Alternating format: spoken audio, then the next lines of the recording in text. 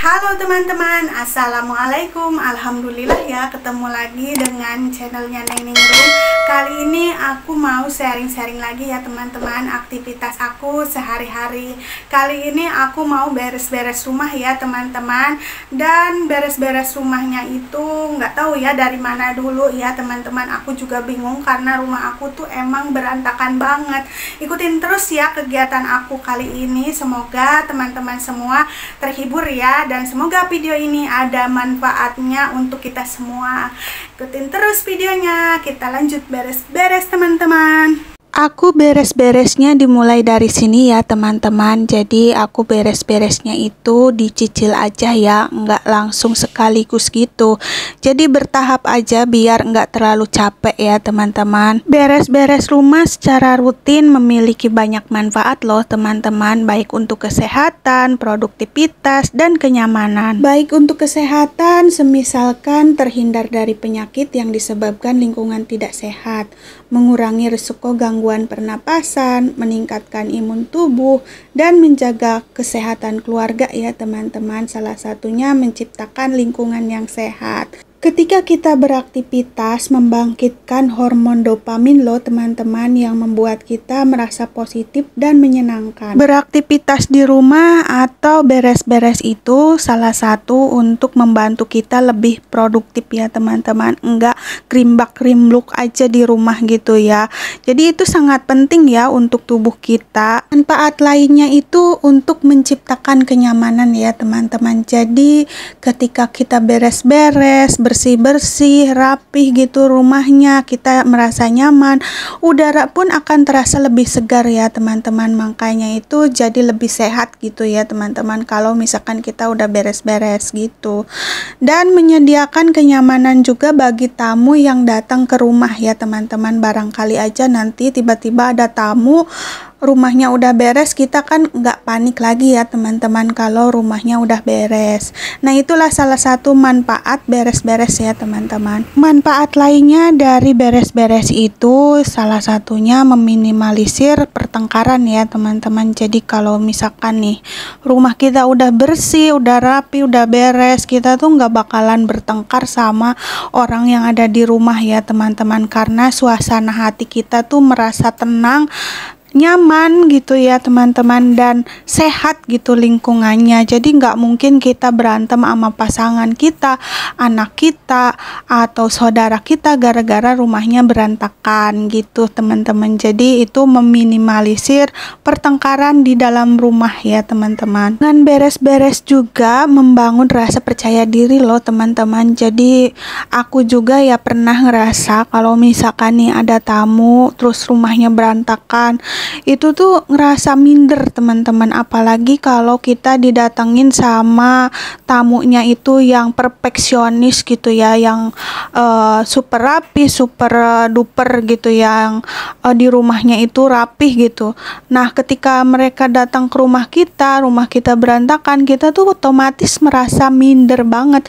Nah itu tuh bisa meminimalisir kita untuk tidak minder gitu ya. Jadi lebih pede gitu kalau udah diberesin ya teman-teman. Setidaknya nggak berantakan-berantakan banget. Nah ketika rumah kita tuh udah bersih, udah rapi, menurut kita tuh udah rapi, udah bersih, udah nyaman kita tinggal di rumah yang bersih gitu ya, itu bisa membuat kita merasa tenang teman-teman. Jadi kita kalau misalkan pengen menyendiri, nonton atau duduk sendiri pun merasa nyaman ya teman-teman. Tapi kalau misalkan rumah kita berantakan, meskipun kita sendiri nggak ada yang ngeganggu gitu, istilahnya pengen konsentrasi mikirin apa gitu ya teman-teman.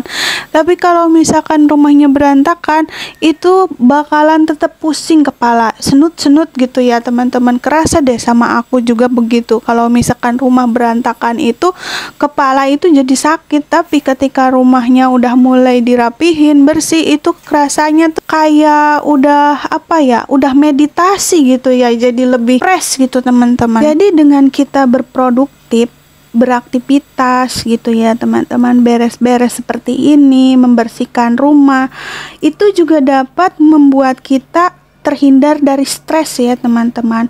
Setidaknya mengurangi stres lah, nggak penat-penat banget. Itu juga salah satu healing ya teman-teman, biar nggak gerimbak-rimbuk gitu ya. Jadi kayak cucian kotor gitu ya.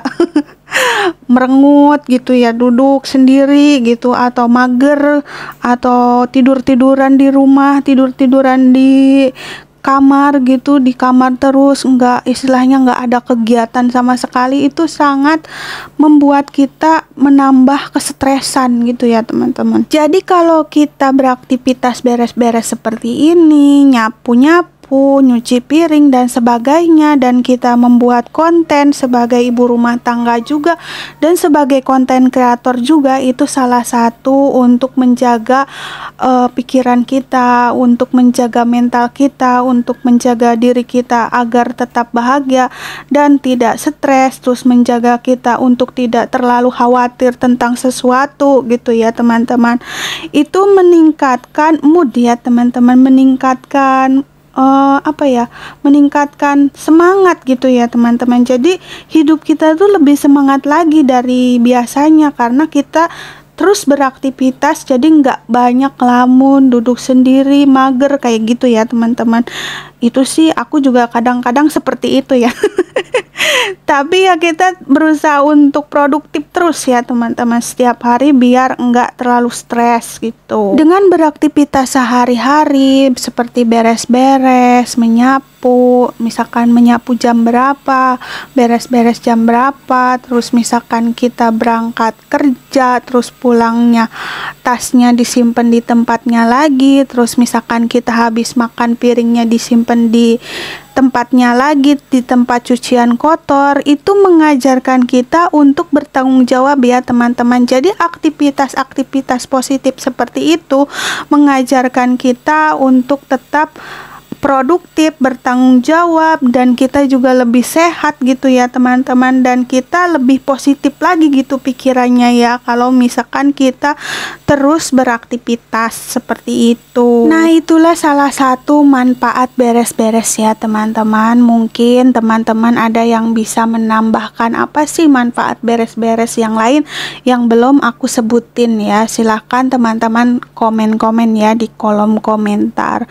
Semoga kita semua selalu sehat, selalu kuat, dan kita tetap menjaga kesehatan ya, tetap menjaga kewarasan agar tidak stres ya di rumah aja. Meskipun kita ibu rumah tangga, tapi kita harus tetap happy, tetap sehat, dan tetap menjaga kebugaran, kesehatan, kesegaran, lingkungan yang sehat, jiwa yang sehat gitu. Jadi jasmani, rohani juga harus sehat ya teman-teman.